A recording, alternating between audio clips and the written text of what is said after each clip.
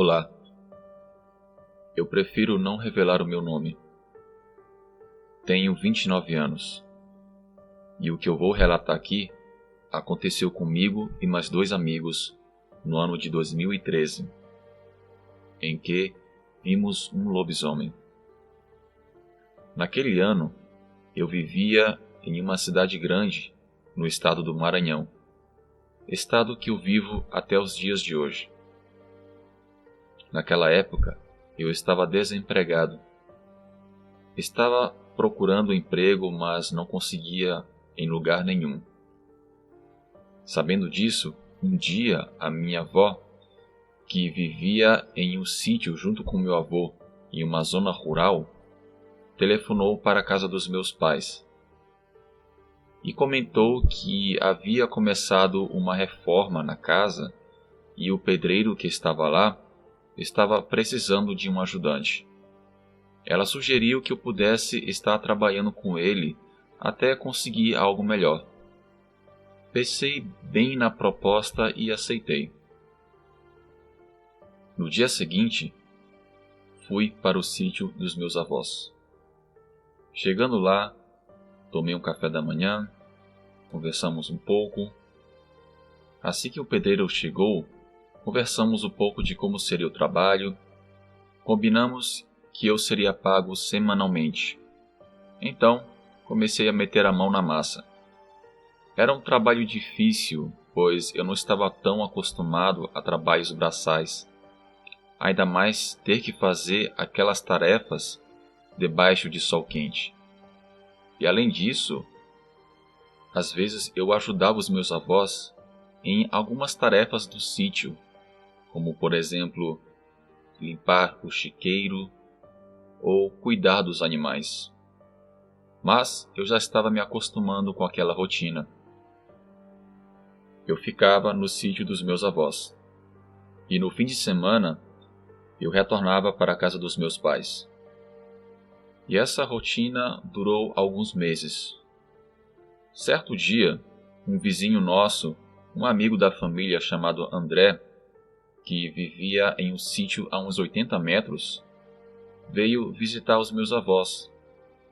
E quando viu que eu estava lá, ele ficou surpreso e bem animado, pois já tinha algum tempo que não nos víamos. E ele me convidou para ir a uma lanchonete que havia inaugurado naquela semana, que ficava em um bairro um pouco distante de onde morávamos. E eu aceitei. Passou-se o dia, fiz todas as tarefas necessárias e ao entardecer, por volta de umas 5:30 da tarde, terminei meu trabalho, tomei um banho, descansei um pouco e esperei o André chegar. Combinamos de que ele iria passar na minha casa por volta das 9 horas da noite. Nesse tempo eu aproveitei para descansar, ver televisão com os meus avós e conversarmos um pouco. A minha avó até me ofereceu comida, mas como eu iria jantar fora, não achei que era necessário que eu jantasse lá no sítio. Por volta das 9 horas da noite, o André chegou lá no sítio. E ele propôs que antes de irmos, passássemos na casa de um outro amigo nosso, o Júnior, e eu concordei. Fomos na casa do Júnior e o mesmo já estava nos aguardando. Então, fomos para a lanchonete. Íamos caminhando tranquilamente, jogando conversa fora, até que decidimos tomar um atalho. Era uma rua escura. De um lado havia muito mato, havia umas 2 casas. E do outro lado, um grande muro que se estendia por toda a rua, porque cercava o terreno de uma empresa.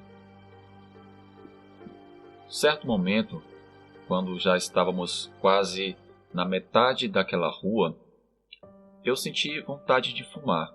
Tirei um cigarro do bolso, botei na boca, mas quando fui acendê-lo, como estava ventando um pouco, os fósforos sempre apagavam. Então, eu virei de costas para o André e o Júnior para ficar a favor do vento e acender o meu cigarro. Eu até disse para eles me esperar, mas eles estavam tão distraídos conversando que nem perceberam que eu estava ficando para trás. Acendi o meu cigarro e nesse momento eu olhei para o fim da rua e percebi que havia um carro que estava vindo na nossa direção. Ele vinha bem devagar, parecia que vinha de terceira marcha e somente os faróis de milha estavam acesos, assim que iluminavam bem pouco o que estava à sua frente. Eu não dei muita importância para aquilo. Quando eu virei para o outro lado, eu vi que o André e o Júnior estavam um pouco mais à frente e percebi que eles estavam parados, olhando para o matagal do outro lado da rua. Fui até eles, vi que eles estavam apreensivos e eu disse para seguirmos. E o André segurou no meu braço e falou para eu ficar quieto e não fazer barulho. Eu perguntei o que estava acontecendo e eles apontaram para o mato do outro lado, creio que a uns 20 metros de distância, e comecei a prestar atenção também. E vi um animal, tinha quase o tamanho de um jumento, estava em 4 patas, mas se comportava de uma maneira estranha. Mesmo estando de noite, pude perceber que ele tinha pelos muito negros, e esse animal estava se esgueirando e vinha na nossa direção, mas muito devagar. Nesse momento, o carro que estava atrás estava quase nos alcançando. Pouco a pouco, os faróis daquele veículo começaram a iluminar o que estava à nossa frente. Um frio começou a percorrer a minha espinha, quando eu vi os olhos amarelados e cintilantes daquela criatura. Até que, quando o veículo já estava quase passando do nosso lado, as luzes foram suficientes para iluminar o que era aquilo que estávamos vendo à nossa frente. Aquele animal se pôs de pé, em 2 patas. Então tivemos uma visão horrível. Aquele bicho tinha cabeça de cachorro, orelhas pontudas e grandes, um focinho parecido com o de um porco, dentes tão grandes que mal cabiam em sua boca, braços muito largos, unhas afiadas. Ele tinha pernas que pareciam estar quebradas, como se o seu joelho fosse para trás, e tinha um semblante de ódio. Foi uma fração de segundos, mas foi o suficiente para percebermos que estávamos diante do que muitos consideram ou chamam um lobisomem. E deu para perceber que ele estava olhando para a gente. Nesse momento, o André gritou: "Corre!" Foi quase que uma reação em cadeia, pois calculo que quem estava conduzindo aquele veículo também viu junto com a gente. Uma vez que estava vindo bem devagar, tranquilo, quando os faróis do seu carro iluminaram aquela coisa, começou a acelerar freneticamente, que o carro até mesmo começou a levantar muita poeira. Estava desesperado para sair dali o mais rápido possível. E nós corremos com tudo. Quando chegamos quase na entrada da rua, avistamos do outro lado o sítio do André. Era rodeado de um muro um pouco baixo. Então atravessamos a rua transversal. Nesse momento, nem demos conta da loucura que fizemos, pois a rua transversal é uma rua movimentada, em que há um fluxo considerável de veículos, e poderíamos ter sido atropelados ao passar feito loucos, sem olhar para os lados. Pulamos aquele muro e corremos em direção à casa. O André começou a bater na porta desesperado. A sua mãe, a dona Conceição, a abriu. E quando ela abriu, nós entramos que até mesmo ela caiu no chão, porque fomos atropelando ela. E o pai do André, o seu Heitor, já estava se preparando para dormir em seu quarto. Então ele apareceu na sala, meio confuso, e perguntando o que estava acontecendo, pela nossa euforia e também pela maneira como entramos. O Júnior já estava quase chorando, e o André Desesperado, começou a pedir para fechar todas as portas e janelas. E dissemos para o Heitor o que tínhamos acabado de ver. O seu Heitor, baseado na descrição do que demos a ele disse que vimos um lobisomem.